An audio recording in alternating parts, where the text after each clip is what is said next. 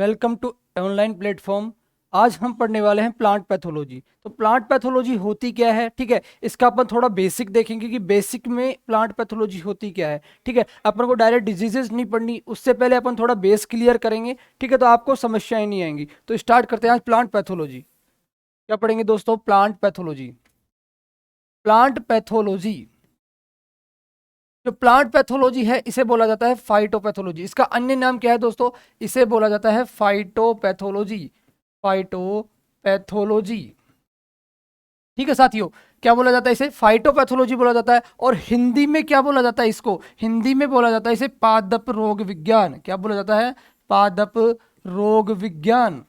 रोग विज्ञान, ठीक है साथियों, पादप रोग विज्ञान। इसके बारे में अपना अध्ययन करना है कि फाइटोपैथोलॉजी होती क्या है या पादप रोग विज्ञान क्या होता है। तो फाइटोपैथोलॉजी या प्लांट पैथोलॉजी एक ग्रीक वर्ड है। कौन सी भाषा का वर्ड है साथियों?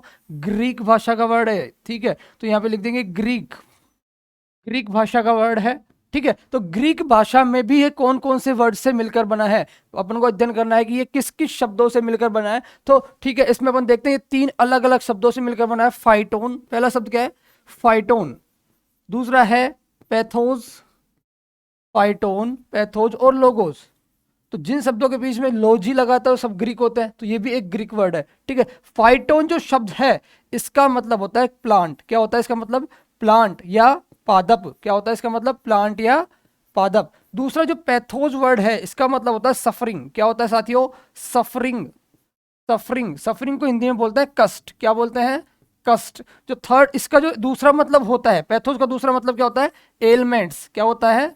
एलमेंट्स। और एलमेंट्स को बोलते हैं रोग। क्या बोलते हैं साथियों? रोग। मतलब पादप के अंदर रोग या कष्ट की स्टडी करना। इसका मतलब लोगोस का मतलब क्या होता है? To study. टू स्टडी या अध्ययन। हिंदी में क्या बोलते हैं इसको? अध्ययन करना। ठीक है, इसे अपन बोलते हैं प्लांट पैथोलॉजी। यानी कि पादप के अंदर होने वाले जितने भी कष्ट है उनका अध्ययन करना। उनका अध्ययन करना क्या कहलाता है साथियों? उनका अध्ययन करना कहलाता है प्लांट पैथोलॉजी। क्या कहलाता है? Plant pathology. या बोल सकते हैं प्लांट के अंदर या पादप के अंदर होने वाले रोगों का अध्ययन करना क्या कहलाता है साथियों? प्लांट पैथोलॉजी कहलाता है। ठीक है, इस बात का ध्यान रखना कि प्लांट पैथोलॉजी को फाइटोपैथोलॉजी भी कहते हैं। दोनों एक ही टर्म है। अपन को बिल्कुल भी कंफ्यूज नहीं होना कि प्लांट पैथोलॉजी अलग होता होगा और फाइटोपैथोलॉजी अलग होता होगा। दोनों सेम चीज है। ठीक है, तो एक बार यहां तक फटाफट लिख दीजिए, फिर अगर आगे चलते हैं अपन। ठीक है, आगे अपन बात करते हैं कुछ टर्म्स के बारे में। ठीक है, कि कौन कौन सी टर्म हम यूज करने वाले हैं पूरी पैथोलॉजी पढ़ने के लिए। तो आपको बड़े ढंग से, बड़े ही मजेदार तरीके से पढ़ना है। ठीक है, जो भी आपको पढ़ाया जाएगा बहुत ही अच्छे तरीके से पढ़ाया जाएगा। ठीक है, तो सबसे पहले अपन बात करते हैं इसकी डेफिनेशन की, कि प्लांट पैथोलॉजी की जो डेफिनेशन है ये क्या हो गई? पादप रोग विज्ञान। पादप रोग विज्ञान, ठीक है, या प्लांट पैथोलॉजी। इसे क्या बोलते हैं? Plant pathology. प्लांट पैथोलॉजी या पादप रोग विज्ञान की जो डेफिनेशन है क्या हो गई? कि पादप में होने वाले, पादप में होने वाले, पादप में होने वाले रोगों, होने वाले रोगों के कारकों, होने वाले रोगों के कारकों। ठीक है, मतलब किससे हो रहा है? प्लांट के अंदर जो रोग होता है उसके कारकों। ठीक है, कौमा उससे हुई हानि, उससे हुई हानि, मतलब उससे हमें कितना लॉस हुआ है। क्या हुआ है? लॉस हुआ है उसके बारे में। तो उससे हुई हानि तथा उसके प्रबंधन का, तथा उसके प्रबंधन का, उसके प्रबंधन का, प्रबंधन का अध्ययन करना। प्रबंधन का अध्ययन करना। क्या साथियों? उससे, उसके जो प्रबंधन है उसका अध्ययन करना क्या कहलाता है? उसे हम क्या कहते हैं? पादप रोग विज्ञान या प्लांट पैथोलॉजी या फाइटोपैथोलॉजी कहते हैं। ठीक है, तो एक बार देख लीजिए किस किस चीजों का अध्ययन करना है। उस जो रोग फैलाने वाले जो कारक होते हैं, जो एजेंट होते हैं, ठीक है, जो माइक्रो ऑर्गेनिज्म या जो पैथोजन होते हैं उनका अध्ययन करना। और जो डिजीज हुई है उससे हमें कितना लॉस हुआ है, ठीक है, कितनी हानि हुई है उसका अध्ययन करना। और तीसरा है कि उसके प्रबंधन, उसका मैनेजमेंट। क्या प्यारे साथियों? उसका मैनेजमेंट। प्रबंधन का इंग्लिश मतलब क्या होता है? मैनेजमेंट। ठीक है, प्रबंधन को नियंत्रण भी बोलते हैं। तो इन तीनों चीजों का अध्ययन करना क्या कहलाता है प्यारे साथियों, उसे कहते हैं हम पादप रोग विज्ञान। ठीक है, एक बार यहां तक लिख लीजिए फटाफट। ठीक है, हो गया यहां तक। उसके बाद में अपन कुछ टर्म्स को देखते हैं। ठीक है, उससे पहले देखते हैं जो फादर है, प्लांट पैथोलॉजी के फादर है, तो फादर ऑफ प्लांट पैथोलॉजी, ये हम बात कर रहे हैं वर्ल्ड लेवल की। कहाँ की बात कर रहे हैं? वर्ल्ड लेवल की। तो वर्ल्ड लेवल पे जो फादर है प्लांट पैथोलॉजी के, जो जनक है, फादर को क्या बोलते हैं दोस्तों? इसे बोला जाता है जनक। ठीक है, तो ये कौन है? अपने एंटोन डीबेरी साहब है। एंटोन डीबेरी। ठीक है, ये ध्यान रखना इंपॉर्टेंट चीज है कि जो प्लांट पैथोलॉजी या पादप रोग विज्ञान है, उनके जो जनक है वो किसे कहा जाता है? वो एंटोन डीबेरी साहब को कहा जाता है। ठीक है, उसके बाद बात करते हैं father of plant pathology in India के अंदर पादप रोग विज्ञान का जनक कौन है? यानी कि भारत में, क्या लिखेंगे इसको? भारत में पादप रोग विज्ञान। ठीक है, पादप रोग विज्ञान का जनक कौन है साहब? पादप रोग विज्ञान का जनक। ठीक है, तो हम बताएंगे उन्हें E.J. बटलर। कौन है? E.J. बटलर। ठीक है, जो E.J. बटलर साहब है, इन्हें क्या बोला जाता है? Father of plant pathology in India. क्या कहा जाता है दोस्तों? इन्हें कहा जाता है फादर ऑफ प्लांट पैथोलॉजी। ठीक है, कहाँ? लेकिन इंडिया की बात हो रही है, ध्यान रखना दोनों चीजों का। ये वर्ल्ड लेवल पे फादर और ये इंडिया में फादर है। ठीक है, एक बार नोट डाउन करो फटाफट। ठीक है, इसके बाद अपन पढ़ेंगे कुछ टर्म्स के बारे में, देखते हैं कि जो हमारे जो पैथोलॉजी है, इसके अंदर एक कॉमन टर्म आती है पैथोजन। क्या आती है? पैथोजन। ठीक है, इससे हिंदी में बोला जाता है रोग कारक। क्या बोला जाता है साथियों? रोग कारक। ठीक है, तो इस रोग कारक के बारे में अपन चर्चा करते हैं कि पैथोजन होता क्या है, रोग कारक क्या होता है। यानी कि जो डिजीज होती है, रोग होता है, उसको फैलाने या उसको उत्पन्न करने वाला जो कारक होता है, उसे हम क्या कहते हैं? पैथोजन या रोग कारक। तो इसमें लिखेंगे डिजीज या रोग उत्पन्न करने वाला कारक। रोग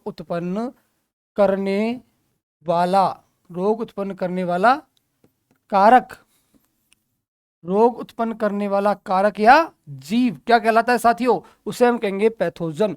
ठीक है, पैथोजन के बाद में एक टर्म आएगी होस्ट। होस्ट क्या होता है? लोग होस्ट और पैथोजन में भी कंफ्यूज हो जाते हैं। ठीक है, तो अपन को ढंग से, बड़े ही मजेदार ढंग से देखना है। होस्ट का हिंदी मतलब होता है परपोषी। होस्ट का हिंदी मतलब क्या होता है? परपोषी। ठीक है, तो होस्ट मतलब जो अपना पैथोजन है, इसको आश्रय देने वाला जीव या जो पौधा होता है, उसे हम क्या कहते हैं? होस्ट कहते हैं। ठीक है, तो होस्ट की डेफिनेशन देखते हैं। होस्ट को बोलते हैं परपोषी। क्या बोलते हैं साथियों? परपोषी बोलते हैं। ठीक है, मतलब परजीवी। क्या बोला अपन ने? परजीवी या जो पैथोजन होता है परजीवी को इंग्लिश में बोलते हैं पैरासाइट। पैरासाइट या परजीवी को आश्रय देने वाला, परजीवी को आश्रय देने वाला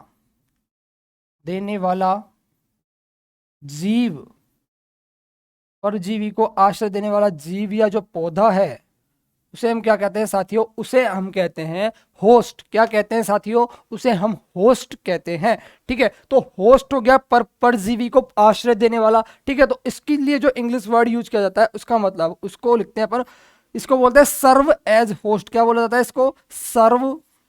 सर्व एज होस्ट, मतलब as food, serve as food. क्या बोला जाता है इसको? सर्व एज फूड, मतलब जो भोजन के रूप में सर्व होता है पैरासाइट के सामने, उसे हम क्या कहते हैं? उसे हम कहते हैं होस्ट। क्या कहते हैं साथियों?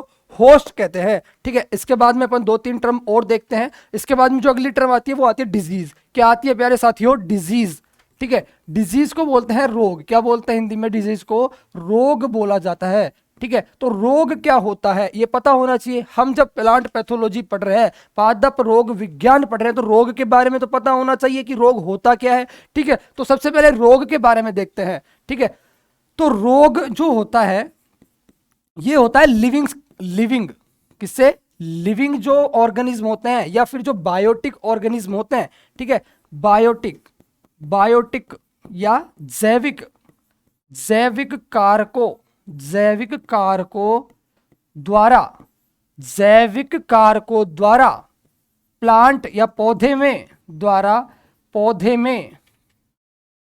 में या पौधे की संरचना में संरचना में बदलाव आना क्या कहलाता है अपना? डिजीज कहलाता है। लेकिन होना किससे चाहिए? डिजीज होगी जो बायोटिक एजेंट से ही होगी, ठीक है। अगर वो एबायोटिक एजेंट से हो रही है, ठीक है, तो वो क्या हो जाएगा? वो अपना डिसऑर्डर हो जाएगा। बस छोटी छोटी चीजों को ध्यान रखना है कि बायोटिक एजेंट से हो रही है तो वो क्या होगी? डिजीज होगी। जबकि एबायोटिक एजेंट या एजैविक जो कारकों से होगी उसे हम क्या बोलेंगे प्यारे साथियों? उसे हम बोलेंगे डिसऑर्डर। तो ठीक है, यहाँ पे एक और डेफिनेशन लिख लेते हैं अपन डिसऑर्डर की। डिसऑर्डर को क्या बोला जाता है? विकार। क्या बोला जाता है? विकार, ठीक है। तो डिसऑर्डर या विकार क्या होता है? एजैविक या फिर बोल सकते हैं नॉन पैरासाइटिक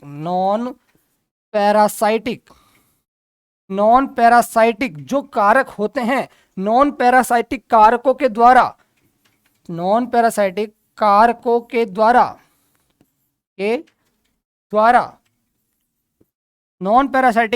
द्वारा पौधे में अनियमितता क्या आना? अनियमितता आना, ठीक है।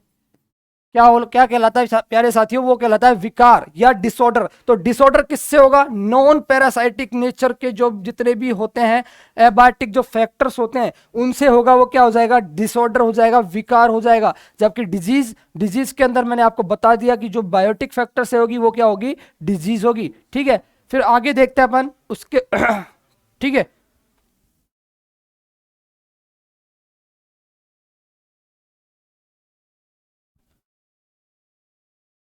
इसके बाद अपन दो टर्म और देखते हैं, पैरासाइट और सेप्रोफाइट। क्या दोस्तों?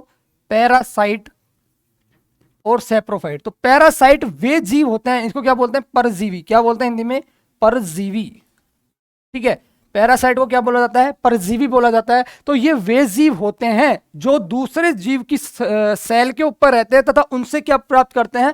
पोषण प्राप्त करते हैं। उन्हें अपन क्या कहते हैं? पैरासाइट। पैरासाइट का एक मुख्य जो कैरेक्टरिस्टिक है वो ये है कि ये कभी भी होस्ट सेल की डेथ नहीं करते, मतलब don't kill the host cell. ये बात आपको ध्यान रखनी है, ठीक है। तो सबसे पहले देखते हैं इसके अंदर पैरासाइट के अंदर। तो पैरासाइट में लिखेंगे वे जीव जो किसी अन्य जीवित जीव, ध्यान रखना कौन सा जीव आएगा? जीवित जीव, ठीक है। जीवित जीव के ऊपर रहते हैं तथा उनसे पोषण प्राप्त करते हैं। क्या प्राप्त करते हैं? पोषण प्राप्त करते हैं। क्या कहलाते हैं वो कहलाते हैं अपने पैरासाइट। क्या कहलाते हैं प्यारे साथियों? पैरासाइट कहलाते हैं। तो वे जीव जो किसी अन्य जीवित जीव के ऊपर रहते हैं, ठीक है, तथा उनसे क्या प्राप्त करते हैं? पोषण प्राप्त करते हैं। क्या कहलाता है? पैरासाइट कहलाते हैं। और पैरासाइट का एक बढ़िया एग्जाम्पल है फाइटोप्लाज्मा। क्या है एग्जाम्पल? फाइटोप्लाज्मा, ठीक है साथियों। तो phytoplasma is a example of parasite या परजीवी, ठीक है। एक बार नोट डाउन करना और फाइटोप्लाज्मा का ध्यान रखना है, बहुत इंपॉर्टेंट एग्जाम्पल है पैरासाइट का, ठीक है। इसके बाद अपन बात करते हैं सेप्रोफाइट के बारे में। किसके बारे में बात करेंगे साथियों? सेप्रोफाइट। और सेप्रोफाइट को बोला जाता है मृतजीवी। क्या बोला जाता है? मृतजीवी, ठीक है। तो ये वे ऑर्गेनिज्म होते हैं जो डेड प्लांट ऑर्गेनिज्म, जितने भी मृत जैविक पदार्थ होते हैं उनसे अपना भोजन प्राप्त करते हैं। उन्हें क्या बोलते हैं अपन? सैप्रोफाइट बोलते हैं प्यारे साथियों। तो लिखेंगे यहां पर वे जीव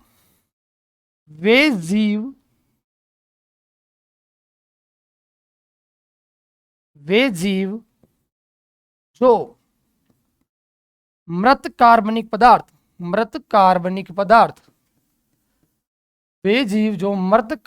पदार्थों से मृत कार्बनिक पदार्थों से अपना भोजन प्राप्त करते हैं, अपना भोजन प्राप्त करते हैं। ठीक है साथियों, अपना भोजन प्राप्त करते हैं, प्राप्त करते हैं। उन्हें हम क्या कहते हैं प्यारे साथियों? उन्हें हम बोलते हैं सैप्रोफाइट। मतलब भोजन तो लेंगे, लेकिन किससे लेंगे? मृत कार्बनिक यानी डेड जो ऑर्गेनिज्म होते हैं उनसे अपना भोजन लेते हैं, इसलिए इनको क्या बोलते हैं अपन? सैप्रोफाइट या मृत जीवी बोलते हैं। और मृत जीवी का एक बढ़िया एग्जाम्पल आएगा, वो है म्यूकर कवर। ठीक है, क्या जाएगा एग्जाम्पल? म्यूकर कवक। तो एग्जाम्पल में लिखो म्यूकर, म्यूकर कवक। ठीक है, म्यूकर फंजाई, कवक को क्या बोलते हैं दोस्तों? Mucor fungi. ठीक है, ये हो गया अपना सैप्रोफाइट। ठीक है, ये भी दो प्रकार के होते हैं, पैरासाइट और सैप्रोफाइट। ठीक है, उनके बारे में देख लेते हैं एक बार। इसमें पहला आएगा ऑब्लिगेट पैरासाइट। क्या आएगा? पैरासाइट के टाइप है ये, टाइप्स ऑफ पैरासाइट। ठीक है, पैरासाइट के कौन कौन से टाइप होते हैं? पहला आता है obligate, obligate parasite, obligate parasite. दूसरा होता है फेकल्टेटिव, फेकल्टेटिव, फेकल्टेटिव पैरासाइट। ठीक है, ऑब्लिगेट पैरासाइट और फेकल्टेटिव पैरासाइट, ये क्या होता है दोस्तों? जो ऑब्लिगेट पैरासाइट है ना, ये केवल और केवल जीवित जीव से भोजन प्राप्त करता है। तो इसमें लिखेंगे only feed, only feed on living organism, living organism. ठीक है, तो ये क्या है? ओनली जीवित जीव से भोजन प्राप्त करता है। ठीक है, मतलब ये पूरी तरीके से क्या है? पैरासाइटिक नेचर का होता है। जबकि जो फैकल्टेटिव पैरासाइट होते हैं ना, ये सामान्यतः तो क्या होते हैं? ये सामान्यतः, सामान्यतः ये सामान्यतः मृत जीवी होते हैं। क्या होते हैं साथियों? मृत जीवी। सामान्यतः तो मृत जीवी होते हैं, होते हैं, होते हैं, परंतु कुछ अवस्था में या कुछ अवस्थाओं में, कुछ अवस्थाओं में ये परजीवी की तरह कार्य करते हैं, परजीवी की तरह कार्य करते हैं, कार्य करते हैं। ठीक है साथियों, ये हो गया अपना ऑब्लिगेट पैरासाइट और फैकल्टेटिव पैरासाइट। इसके बाद में कुछ टर्म आती है, नेक्रोसिस, क्लोरोसिस। ठीक है, इनके बारे में देख लेते हैं। ये इंपॉर्टेंट टर्मिनोलॉजी का पार्ट है, ये आपका बेसिक क्लियर करेगा। ठीक है, तो इनको बहुत अच्छे से याद करना है। नेक्रोसिस क्या होता है? नेक्रोसिस। और नेक्रोसिस को हिंदी में क्या बोलते हैं? ऊतक क्षय। क्या बोलते हैं साथियों? ऊतक क्षय। मतलब ऊतक की क्या हो जाती है? मृत्यु हो जाती है। क्षय क्या? मृत्यु में क्या होता है? मृत्यु होना। ठीक है, तो इसमें लिखेंगे डेथ ऑफ प्लांट टिश्यूज। क्या बोलेंगे? Death of plant tissues, plant tissues. जो पादप के जो ऊतक होते हैं, पादप ऊतकों की मृत्यु होना, पादप ऊतकों की मृत्यु होना, मृत्यु होना। जो पादप जो ऊतक है उनकी जो मृत्यु होगी उसे क्या बोलेंगे अपन? नेक्रोसिस बोलेंगे साथियों। ठीक है, अब एक वर्ड आता है क्लोरोसिस। क्लोरोसिस के अंदर क्या होता है? जो पौधे के हरे भाग है ना, उसका उसमें से पर्णहरित नष्ट हो जाता है। मतलब पौधे में जो अपना ग्रीन पार्ट है उसमें से क्लोरोफिल का नष्ट होना क्या कहलाता है? क्लोरोसिस कहलाता है। ठीक है, तो अगला जो आ जाएगा, ये आ जाएगा क्लोरोसिस, क्लोरोसिस। और क्लोरोसिस को हिंदी में बोलते हैं हरिमाहीनता, हरिमाहीनता। ठीक है प्यारे साथियों, हरिमाहीनता क्या होती है इसके बारे में देख लेते हैं। ठीक है, तो लिखेंगे इसके अंदर पौधे में से, क्या? पौधे में से, पौधे में से हरे भाग का नष्ट होना, हरे भाग के नष्ट होने, हरे भाग के नष्ट होने, नष्ट होने के कारण, के कारण पर्णहरित का नष्ट होना, पर्णहरित का नष्ट होना, पर्णहरित का नष्ट होना। ठीक है, ये क्या कहलाता है? क्लोरोसिस। मतलब इसमें से जो ग्रीन कलर होता है ना वो नष्ट हो जाता है, जिससे पौधा क्या पड़ जाता है? पीला पड़ जाता है। ठीक है, तो यहाँ पे तुम लिख सकते हो नोट लगा कर, पौधा पीला पड़ जाता है, पौधा पीला पड़ जाता है, पीला पड़ जाता है। तो सीधी सी बात है, जब क्लोरोसिस होगी, जब उसके अंदर से ग्रीन कलर ही जब निकल गया, उसका क्लोरोसिस ही नष्ट हो गया, तो सीधी सी बात है पौधा क्या पड़ जाएगा? पीला पड़ जाएगा। तो यह किसका सिम्टम है? ये सिम्टम है अपने क्लोरोसिस का। ठीक है, इसके बाद अगर अपने आगे बात करते हैं, वो दो टर्म आती है, हाइपरट्रॉफी और हाइपरप्लेशिया। हाइपरप्लेशिया और हाइपरट्रॉफी। ठीक है, तो सबसे पहले बात करते हैं अपन हाइपरप्लेशिया की। हाइपरप्लेशिया क्या होता है? हाइपरप्लेशिया, ठीक है साथियों, हाइपरप्लेशिया को बोलते हैं अतिवर्धन। क्या बोलते हैं साथियों? अतिवर्धन बोला जाता है, अतिवर्धन बोला जाता है। ठीक है, इसके अंदर हाइपरप्लेशिया, दूसरी टर्म आती है हाइपरट्रॉफी। यहां भी इसको मेंशन कर लेते हैं, हाइपरट्रॉफी। ठीक है, दो टर्म्स के बारे में अपन डिस्कस करेंगे। एक तो हाइपरप्लेशिया है और एक हाइपरट्रॉफी है, दोनों को देखते हैं। हाइपरट्रॉफी, ट्रॉफी हमेशा क्या होती है? एक होती है, ये पता है तुम्हें। विनर को मिलती है, मतलब क्या होती है? एक होती है। मतलब यहाँ पे जो नंबर ऑफ सेल वो तो है सिंगल, लेकिन इसकी जो साइज होगी हाइपरप्लेशिया, हाइपरट्रॉफी के अंदर जो साइज ऑफ सेल ये इंक्रीज होती है, ना कि नंबर ऑफ सेल। ठीक है, तो ट्रॉफी एक होती है, तो एक ही कोशिका के आकार में वृद्धि होना, ये तो क्या कहलाता है? हाइपरट्रॉफी। जबकि हाइपरप्लेशिया क्या हो जाएगा? नंबर ऑफ सेल, यानी कि कोशिका की संख्याओं में वृद्धि होना, यह क्या कहलाएगा दोस्तों? यह कहलाएगा हाइपरप्लेशिया। ठीक है, तो यहां पे बात करते हैं हाइपरप्लेशिया की, कि कोशिका की संख्याओं में, कोशिका की संख्याओं में वृद्धि होना, की संख्याओं में वृद्धि होना, कोशिका की संख्याओं में वृद्धि होना। ठीक है, वृद्धि होना, ये तो क्या कहलाता है अपना? हाइपरप्लेशिया कहलाता है। जबकि कोशिका के आकार में वृद्धि होना, कोशिका के आकार में वृद्धि होना, के आकार में वृद्धि होना, आकार में वृद्धि होना। ठीक है, ये क्या कहलाएगा? Hypertrophy, hypertrophy. ठीक है, तो कोशिका का अगर संख्या बढ़ रही है तो मतलब हाइपरप्लेशिया हो रहा है, अगर उसका आकार बढ़ रहा है तो वो क्या हो जाएगा? हाइपरट्रॉफी हो जाएगा प्यारे साथियों। ठीक है, एक बार यहां तक उतारो सभी फटाफट। ठीक है, इसके बाद अपन बात करते हैं आयरन फेमाइन के बारे में, कि आयरन फेमाइन क्या होती है। ठीक है, तो आयरन फेमाइन जो आई थी ये आयरलैंड के अंदर आई थी मोस्टली, वैसे इससे पूरा वर्ल्ड इन्फेक्टेड हुआ था, लेकिन जो मुख्य रूप से आई थी ये आयरन की जो आयरलैंड के अंदर आई थी। कहाँ आई थी प्यारे साथियों? आयरलैंड के अंदर आई थी। तो आयरन फेमाइन से बहुत बार बहुत क्वेश्चन पूछे गए हैं, तो अपन इसको देख लेते हैं। Irish famine, Irish famine, Irish famine. ठीक है, और इस आयरिश फेमाइन को हिंदी में बोला जाता है आयरिश, आयरिश या दुर्भिक्ष। क्या बोला जाता है? आयरिश दुर्भिक्ष। ठीक है प्यारे साथियों, जो आयरिश फेमाइन थी ये 1885 के अंदर, सॉरी 1845 के अंदर आई थी। कब आई थी? 1845। तो इसकी जो डेट है बहुत इंपॉर्टेंट है, 1845 के अंदर आई थी। किसके, कौन सी क्रॉप के अंदर आई थी? तो ये आई थी आलू के अंदर। किसके अंदर आई थी साथियों? आलू के अंदर आई थी। किसकी वजह से आई थी? तो आलू के अंदर एक रोग होता है पछेती झुलसा रोग या पछेती अंगमारी रोग। ठीक है, तो आलू के अंदर, आलू के पछेती अंगमारी, पछेती अंगमारी रोग, पछेती अंगमारी रोग। ठीक है, क्या बोला जाता है इसको इंग्लिश में? Late blight of potato, late blight of potato.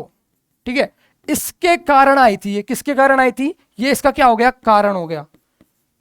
ठीक है, इसके कारण आई थी आलू के पछेती जो झुलसा रोग है, इसके कारण आई थी। और आलू का जो पछेती झुलसा रोग है, इसको इसका जो जूलॉजिकल नेम है वो क्या है? Phytophthora infestans. क्या है दोस्तों? Phytophthora, Phytophthora, Phytophthora infestans, infestans. ठीक है साथियों, तो ये हो जाएगा अपना फाइटोप्थोरा इन्फेस्टेंस के द्वारा आई थी। या तो तुम्हें वो एग्जामिनर दे देगा पछेती अंगमारी रोग, अगर ये ऑप्शन में नहीं होगा तो लेट ब्लाइट ऑफ पोटैटो होगा, और ये भी नहीं होगा तो क्या होगा? Phytophthora infestans. बात तीनों की एक ही है, तीनों चीज एक ही है। ठीक है। इसके बाद में जो ये जो आयरिश फेमाइन आई थी, इससे हुआ क्या था, इससे जो लगभग 12 से 14 लाख या लोगों की क्या हो गई थी, भुखमरी के कारण मृत्यु हो गई थी। तो यहां लिख सकते हो कि 12 से 14 लाख, 14 लाख। वैसे 12th की बुक के अनुसार क्या है, 12.5 लाख लोगों की भुखमरी से मृत्यु हो गई थी। क्या हो गई थी साथियों, भुखमरी से क्या हो गई थी, मृत्यु हो गई थी। ठीक है, इसलिए हम आयरिश फेमाइन को इतना ढंग से पढ़ रहे हैं। ठीक है, इसके बाद में अपन बात करते हैं, इसके बाद एक पॉइंट आता है बोर्डो मिश्रण। क्या की बात करेंगे, बोर्डो मिश्रण की। ठीक है, तो बोर्डो मिश्रण क्या होता है, किसने दिया था और किस लिए दिया था, क्या काम पड़ा कि बोर्डो मिश्रण का यूज किया गया। ठीक है, तो बोर्डो मिश्रण इसे देने वाले साइंटिस्ट थे PMA मिलारडेट। क्या थे, PMA मिलारडेट। ये साइंटिस्ट थे जिन्होंने बोर्डो मिश्रण को दिया था। क्यों दिया था, बात आती है बोर्डो मिश्रण का यूज किया गया, क्यों किया गया था। तो वो था कि जो अंगूर है, अंगूर के अंदर जो पाउडरी मिल्ली, डाउनी मिल्ली होती है, मृदुल रोमिल आसिता। ठीक है, तो अंगूर में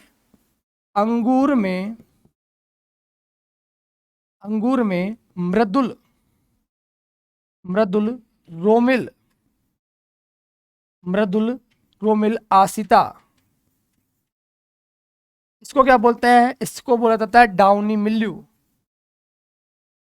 के से बचने के लिए, डाउनी मिल्यू से बचने के लिए सबसे पहले इसका यूज किया गया था। अंगूर के अंदर जो डाउनी मिल्यू है, मृदुल रोमिल आसिता जो डिजीज होती है, उससे बचने के लिए इसका यूज किया गया था। ठीक है, कब इसका यूज किया गया था, सबसे पहले 1885 के अंदर। कब किया गया था साथियों, 1885 के अंदर। ठीक है, इसके अंदर इसका जो कंपोजिशन क्या क्या होता है, बोर्डो मिश्रण का कंपोजिशन एग्जाम में पूछा गया है। ठीक है, तो इसका कंपोजिशन होता है नीला थोथा। क्या क्या होता है, नीला थोथा। ठीक है, उसके अलावा इसमें होता है चूना। क्या होता है, चूना। और उसके अलावा इसमें होता है पानी। क्या होता है, वाटर। ठीक है, अब इसकी जो कितनी मात्रा होती है, तो इसका तो होता है 5। ठीक है, ये हो गया अपना नीला थोथा। इसका तो 5वां भाग होता है, इसका भी 5वां भाग होता है, और इसका होता है 50। तो 5:5:50 इसका रेशियो रखते हैं। ठीक है, ये अपनी बात हो गई किसकी, बोर्डो मिश्रण या नीला थोथा की। इसके बाद में अपन आगे चलते हैं बंगाल फेमाइन के बारे में। ठीक है, तो बंगाल फेमाइन किससे आई थी और कहां आई थी। ठीक है, तो बंगाल फेमाइन देखते हैं। बंगाल फेमाइन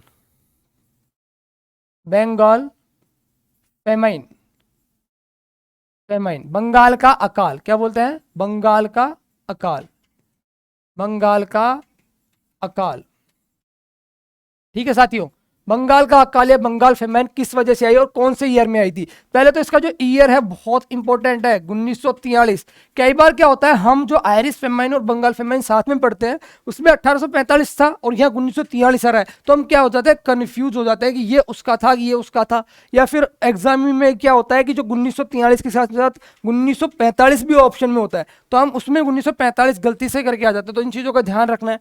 ठीक है, जो बंगाल फेमाइन आई थी, कौन सी क्रॉप में आई थी, सवाल होता है कि कौन सी जो फसल थी जिसके अंदर बंगाल फेमाइन आई थी, तो वो आई थी चावल के अंदर। चावल में भी एक रोग हुआ था, भूरी पत्ती धब्बा रोग। किसमें, चावल में। तो लिखेंगे यहां पर चावल में भूरी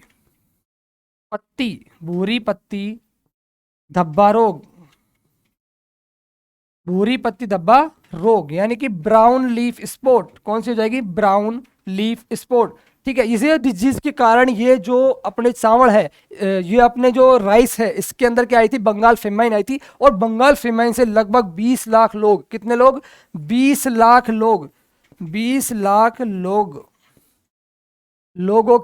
लाख लोगों की भूखमरी के कारण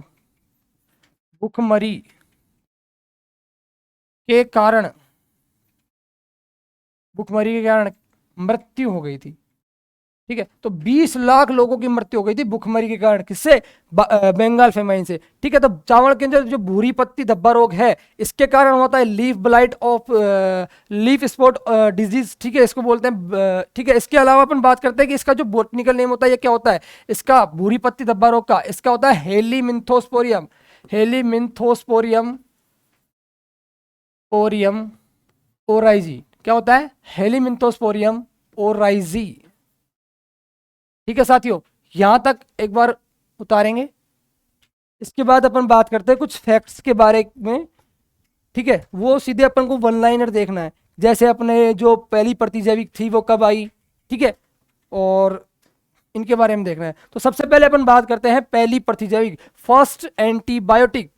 ठीक है, पहली प्रतिजैविक जो पहली प्रतिजैविक थी ये कब आई थी? ये आई थी साहब 1928 के अंदर। कब आई थी? 1928 के अंदर। नाम क्या था इसका? इसका नाम था पेनिसिलिन। क्या नाम था साथियों? पेनिसिलिन। ठीक है, नाम क्या था इसका? पेनिसिलिन था। ठीक है, जो पेनिसिलिन थी ये 1928 के अंदर आई। ठीक है, इसको खोजने वाला जो साइंटिस्ट था वो कौन था? अलेक्जेंडर। कौन था? Alexander Fleming. कौन था? Alexander Fleming. तो अलेक्जेंडर फ्लेमिंग साहब ने अपने को क्या खोजा? उन्होंने पहली प्रतिजैविक को खोजा। और पहली प्रतिजैविक उन्होंने किस में खोजी थी? तो उन्होंने खोजी थी स्ट्रेप्टोकोकस जीवाणु के अंदर। किस में खोजा था साथियों? स्ट्रेप्टोकोकस जीवाणु में खोजी गई थी। तो किस में खोजी गई? स्ट्रेप्टोकोकस जीवाणु में। स्ट्रेप्टोकोकस जीवाणु में इसको खोजा गया। किसको खोजा गया साथियों? पहली प्रतिजैविक थी। इसका नाम क्या था? इसका नाम था पेनिसिलिन। क्या नाम था? पेनिसिलिन। कब खोजा गया? 1928 के अंदर खोजा गया। किसने खोजा? ठीक है, खोजने वाले का नाम कौन है? खोजने वाला कौन था साहब? कौन था वो? अलेक्जेंडर फ्लेमिंग था।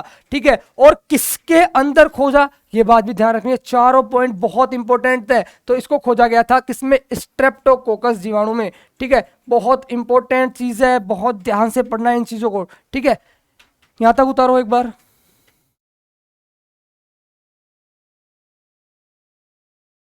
ठीक है, इसके बाद बात करते हैं कि एक बार 1944 के अंदर, कब की बात करते हैं? 1944 में। तो 1944 में वैक्समैन, एक साइंटिस्ट आए, वैक्समैन।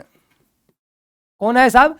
वैक्समैन। और वैक्समैन साहब ने क्या किया? एक और प्रतिजैविक खोजी और उसका नाम था स्ट्रेप्टोमाइसिन। तो वैक्समैन साहब ने स्ट्रेप्टोमाइसिन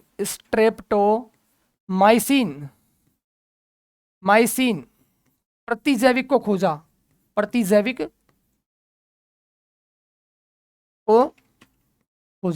तो स्ट्रेप्टोमाइसिन प्रतिजैविक को किसने खोजा था साहब? पूछा जा सकता है एग्जाम में। तो वैक्समैन ने खोजा था। कब खोजा था? 1944 के अंदर खोजा था। इन चीजों का ध्यान रखना है, बहुत ज्यादा इंपॉर्टेंट चीज है। ठीक है, फिर अपन बात करते हैं कि जो पहला सर्वांगी कीटनाशी या पहला सिस्टेमिक फंजीसाइड। ठीक है, तो पहला सर्वांगी कीटनाशी। ठीक है, या पहला जो सिस्टेमिक फंजीसाइड है,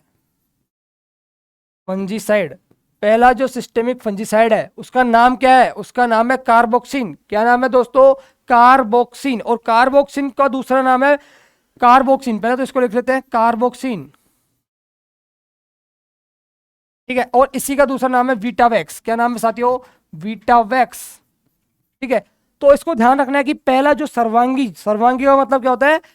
सिस्टेमिक। ठीक है, जब अपन पढ़ेंगे ना इनको कि हाँ ये दो जो फंजीसाइड होते हैं कितने प्रकार के होते हैं, तो ये 2 प्रकार के होते हैं। पहला होता है सिस्टेमिक, दूसरा होता है कॉन्टैक्ट। तो अभी यहाँ पे सिस्टेमिक की बारे में बात हो रहा है। ठीक है, तो बाकी जो सिस्टेमिक की डिटेल्स है वो आगे के लेक्चर में जब हम सिस्टेमिक फंजीसाइड पढ़ेंगे उसमें बताया जाएगा। बाकी अभी आपको यही ध्यान रखना है यहाँ पर कि जो पहला सर्वांगी या पहला जो सिस्टेमिक फंजीसाइड था वो कौन सा था? तो वो था अपना कार्बोक्सिन या वीटावैक्स। ठीक है, इसके बाद आगे बात करते हैं कि जो कवक विज्ञान है, कौन सी साइंस आ गई दोस्तों? कवक विज्ञान। जो कवक विज्ञान के जो जनक है ये किसे कहा जाता है? ठीक है, तो कवक विज्ञान जो अपनी प्लांट पैथोलॉजी की मुख्य शाखा है, कौन सी? कवक विज्ञान। ठीक है, तो कवक विज्ञान के जनक, कवक विज्ञान के जनक की बात कर लेते हैं। तो कवक विज्ञान के जो जनक है वो है साहब P.A. माइकेली, P.A. माइकेली, P.A. माइकेली साहब है। इन्हें क्या बोला जाता है, कवक विज्ञान के जनक कहा जाता है। और ये बात कब की है, 1729 की। कब की है दोस्तों, 1729 की बात है। ठीक है, इस बात का ध्यान रखना। आगे चलते हैं पर P.A. माइकेली के साथ बाद में। जो भारत में कवक विज्ञान के जनक, भारत में कवक विज्ञान के जनक, ठीक है, तो भारत में जो कवक विज्ञान है उनके जनक कौन है साहब, वो भी E.J. बटलर साहब है। E.J. Butler, E.J. बटलर। ठीक है, फिर आगे अपन बात करते हैं इसके अंदर कि जो हमारे जो लाइकेन टर्म थी, लाइकेन क्या होता है। सबसे पहले बात आती है लाइकेन की। किसकी बात आती है, लाइकेन। लाइकेन होता क्या है, सबसे पहले लाइकेन को बताने वाले जो वैज्ञानिक थे वो क्यों कौन थे। ठीक है, तो जो लाइकेन जो टर्म दी थी ना, वो दी थी आपने एंटोन डीबेरी ने, एंटोन डीबेरी, एंटोन डी बेरी ने। तो एंटोन डीबेरी साहब ने लाइकेन टर्म दी। और लाइकेन होता क्या है, जो फंगस होती है, जो क्या कवक होती है, फंगस को क्या बोलते हैं, कवक। और जो कवक होती है इसका, कवक का एल्गी के साथ में, या कवक का जो कवक का किसके साथ में सहजीवन करवाना पड़ता है, एल्गी के साथ में, या के साथ में जो सहजीवन होता है उसको क्या बोलते हैं अपन, उसे बोलते हैं अपन लाइकेन। तो कवक का जो शैवाल है, ठीक है, या फिर अपन इसको बोल सकते हैं माइको, शैवाल की जगह दूसरा वर्ड अपन आ सकते हैं साइनोबैक्टीरिया, साइनोबैक्टीरिया। ठीक है, जो कवक है उसका शैवाल या साइनोबैक्टीरिया के साथ में सहजीवन, के साथ सहजीवन, के साथ सहजीवन, सहजीवन। ठीक है, तो इनका किसके साथ में, कवक या शैवाल के साथ में सहजीवन, कवक का शैवाल या साइनोबैक्टीरिया के साथ में जो सहजीवन होता है उसे हम क्या कहते हैं साथियों, उसे हम कहते हैं लाइकेन। और लाइकेन के बारे में सबसे पहले बताने वाले जो साइंटिस्ट थे वो अपने कौन थे, एंटोन डीबेरी साहब। इसके बाद अपन बात करते हैं माइकोराइजा की। ठीक है, माइकोराइजा, माइकोराइजा। तो माइकोराइजा जो टर्म थी, टर्म या डिस्कवर्ड, खोज भी इन्होंने की थी, फ्रैंक ने। किसने की थी, फ्रैंक साहब ने की थी। ठीक है, और ये जो माइकोराइजा होता क्या है, जो फंगस होती है, फंगस का roots of higher plant, roots of higher, जो हायर प्लांट्स है उनकी रूट्स के साथ में, के साथ सहजीवन, के साथ सहजीवन, के साथ सहजीवन या सिम्बायोसिस क्या कहलाती है दोस्तों, उनके साथ में जो सहजीवन या सिम्बायोसिस होती है उसे हम कहते हैं माइकोराइजा। क्या कहते हैं, माइकोराइजा। ठीक है, फिर बात करते हैं वर्गीकरण विज्ञान के जनक, वर्गीकरण विज्ञान के जनक, वर्गीकरण विज्ञान के जनक,